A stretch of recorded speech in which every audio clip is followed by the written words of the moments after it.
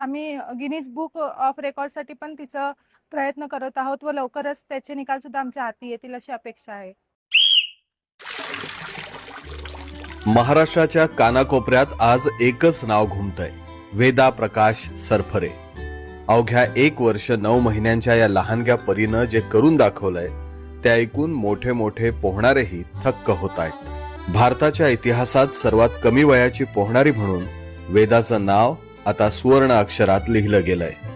रोज संध्याकाळी सराव, थंड पाणी, मेहनत आणि या सगळ्याला साथ दिली ती कोच महेश मिल्के आणि गौरी मिल्के यांनी. सर्वात लहान अशी 9 वर्षांची वेदा ही पहिलीच प्रशिक्षण घेणारी विद्यार्थी आमच्याकडे होती, पण तिचा उत्साह दांडगा होता. सुरुवातीला आम्ही तिला खेळत बागडत पाण्यामध्ये घेतलं, त्यानंतर तिला फ्लोटिंग शिकवलं, ब्रीदिंग करायला शिकवलं.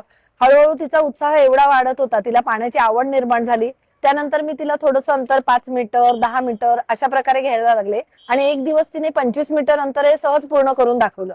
पण या यशामागे फक्त वेदाची हिंमत नव्हती, तर तिच्या आई वडिलांची अफाट जिद्द आणि समर्पण होतं. यापूर्वी पूर्ण जगभरामध्ये फिलिपाईनची एक मुलगी आहे जिने 2 मिनिट 7 सेकंदामध्ये 25 मीटरचं अंतर पूर्ण केलं होतं.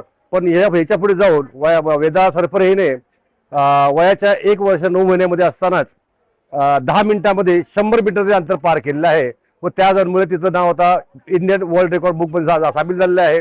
त्याचप्रमाणे तिचं आम्हाला कालच ईमेल आलेला आहे, एशियन बुक ऑफ रेकॉर्ड मध्ये तिचं नाव गेलेलं आहे आणि आता आपण तिच्या वर्ल्ड रेकॉर्ड साठी प्रयत्न करत आहोत. भीती तर म्हणजे पहिले असं वाटायचं की बाबा करेल की नाही, म्हणजे एक आई म्हणून धाडस होत नव्हतं.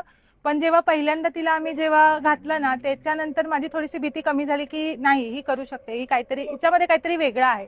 आणि असं म्हणतात ना की काहीतरी जेव्हा आपल्याला मोठं करायचं असतं तेव्हा काहीतरी रिस्क आपल्याला घ्यावीच लागते, असं मला वाटलं आणि आम्ही ते कंटिन्यू केलं. आज वेदा प्रकाश सरफरे ही फक्त एक मुलगी नाही, ती महाराष्ट्राची, भारताची शान आहे. ती सिद्ध करते की वय हे फक्त एक आकडा आहे. वेदानं हे दाखवून दिलंय की जर एखाद्या 2.5 वर्षाच्या मुलीला हे शक्य असेल तर तुम्हाला आम्हाला काय अशक्य आहे.